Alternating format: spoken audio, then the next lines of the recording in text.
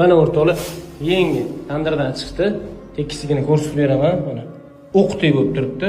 O'zbekiston keramograniti bilan birgalikda mana shunaqa bogati effektda sanuzol chiqarsa bo'ladimi?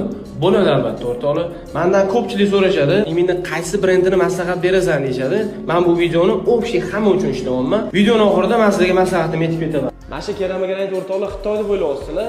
Yo'q, bu O'zbekiston. Men 5-6 yil o'ylirdim. Hali beri bunaqa sifatda o'zimiznikilar chiqarish olmasa kerak deb o'yladim. Yo'q.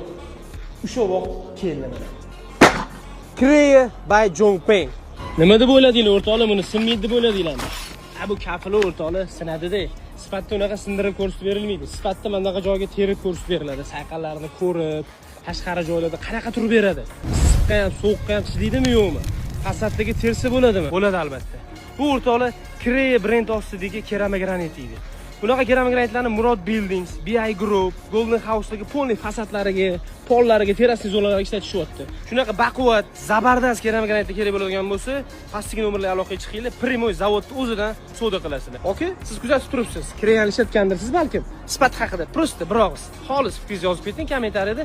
Rostdan gapiryapmanmi yo aldayapmanmi? Qurilishda yurgan hamma odamga jo'natib tashlaylik. Foydali bo'lsin o'rtoqlar. Masjidda manzarani tomosha qilib olib, qo'riqlarni qo'yib olib, shashlik pishirib o'tirishga bitta like bosib qo'yasizlar.